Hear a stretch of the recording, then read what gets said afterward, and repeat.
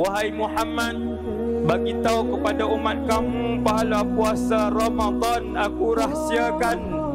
Pahala puasa Ramadan bukan digandakan sehingga 700 kali ganda, tetapi pahala puasa Ramadan aku rahsiakan. Fa innahu li wa ana ajzi bihi.